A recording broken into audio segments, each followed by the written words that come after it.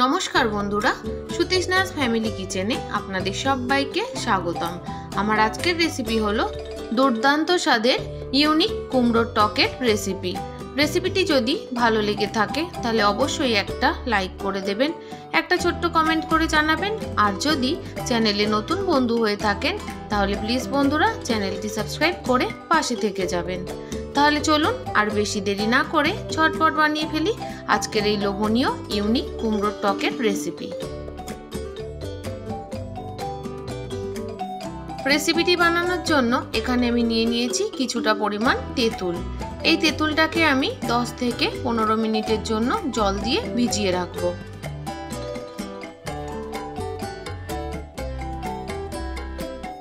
তেঁতুলটা ভেজানো হয়ে গেছে।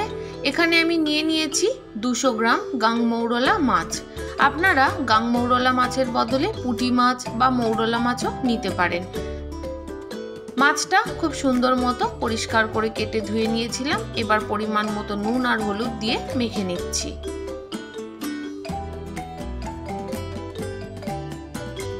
মাছটাও নুন হলুদ মেখে নেওয়ার পর 10 থেকে 15 মিনিটের জন্য রেস্টে রেখে দেব। ততক্ষণে আমি এখানে কেটে নিচ্ছি মিষ্টি কুমড়ো। রেসিপিটি বানানোর জন্য সবথেকে যে মিষ্টি কুমড়োগুলো হয় সেই কুমড়োগুলোই কিন্তু নিতে হবে। এখানে আমি 200 গ্রামের মতো কুমড়ো নিয়েছি। কুমড়োটার খোসাগুলো আগে থেকেই ছুলে নিয়েছিলাম। এবার কুমড়োগুলো আমি কেটে নেব। কুমড়োগুলো আমি একটু সরু সরু লম্বা লম্বা করে কেটে নিচ্ছি বন্ধুরা।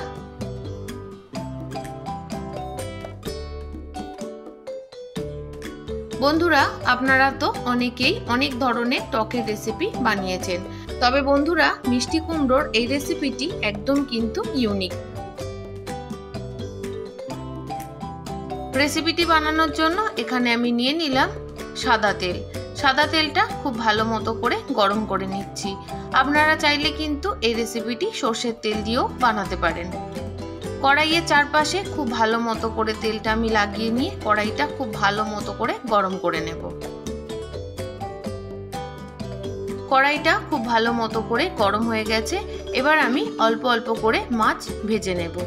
এই মাছগুলো এমনিতে ভীষণ নরম, কিন্তু ভাজার পর মাছগুলো সুন্দর মতো শক্ত হয়ে যায়। মাছগুলো এক সাইড হালকা করে ভেজে নেওয়া হয়ে গেছে। এবার আমি উল্টে আরেক সাইড ভেজে নেব। বন্ধুরা, আপনারা কারা কারা এইভাবে কুমড়োর টক বানিয়েছেন অবশ্যই কিন্তু কমেন্ট করে জানাবেন। আর যারা যারা এখনো পর্যন্ত বানাননি অবশ্যই কিন্তু রেসিপিটি দেখার পর একবার হলেও বানাবেন। আশা করি বন্ধুরা আপনাদের ভীষণ ভীষণ ভালো লাগবে।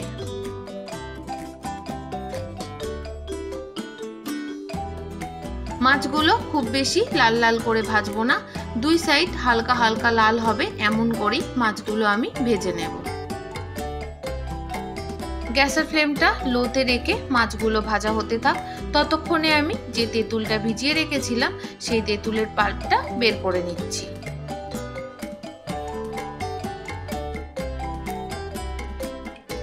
আপনারা যে যেরকম টক খেতে পছন্দ করেন সেই অনুযায়ী তেঁতুলটা দিয়ে নেবেন।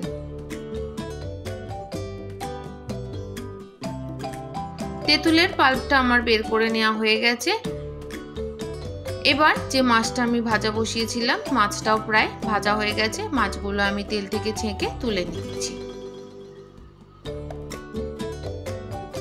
বন্ধুরা, কুমড়োর এই টকটা বানাতে আমি পাকা তেঁতুল নিয়েছি, তবে এই রেসিপিটি কিন্তু কাঁচা তেঁতুল দিয়েও হয়। তবে সেক্ষেত্রে কাঁচা তেঁতুলটা একটু সেদ্ধ করে নিয়ে তারপর পাল্পটা বের করে তারপর কুমড়োর টকটা বানাতে হবে। প্রথমবারে মাছগুলো ভেজে নেওয়ার পর বাকি মাছগুলো আমি দ্বিতীয়বারে ভেজে তুলে নিচ্ছি।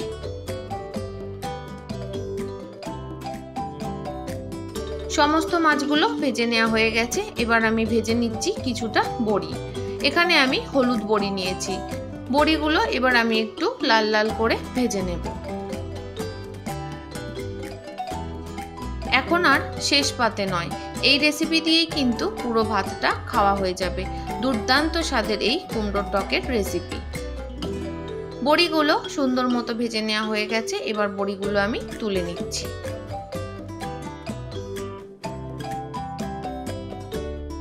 বড়িগুলো লাল লাল করে ভেজে নেওয়া হয়ে গেছে। সমস্ত বড়িগুলো তুলে নেওয়ার পর ওই তেলের মধ্যেই আমি ফোড়ন দিয়ে দেব দুটো ফাটানো শুকনো লঙ্কা। বন্ধুরা, ফোড়ন দেওয়ার সময় আপনারাও কিন্তু শুকনো লঙ্কাটা একটু ফাটিয়েই দেবেন, তাহলে আর তেল ছিটকে আসার ভয়টা থাকে না। সাথে দিয়ে দিলাম ছোট চামচের 1 চামচের মতো 5 ফোড়ন। ফোড়ন থেকে একটু সুন্দর গন্ধ এলেই কেটে রাখা কুমড়োগুলো দিয়ে দেব।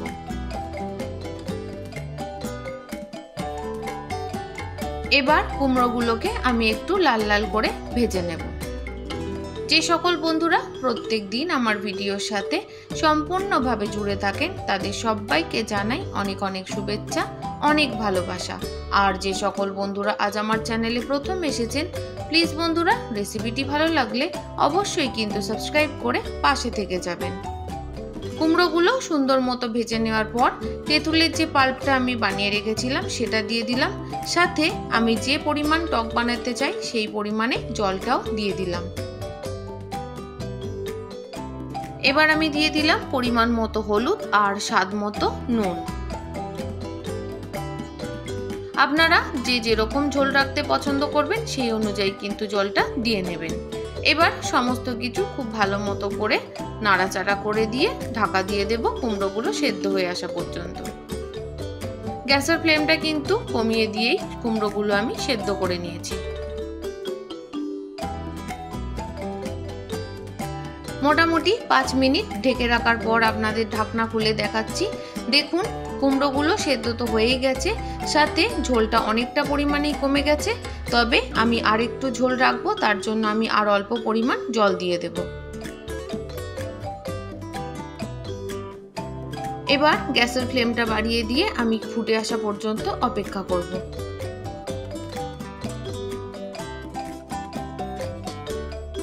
খুব ভালো মতো ফুটে উঠেছে। এবার আমি ভেজে রাখা মাছগুলো দিয়ে দিলাম, তারপর একটু ভালো মতো করে মিশিয়ে দিচ্ছি।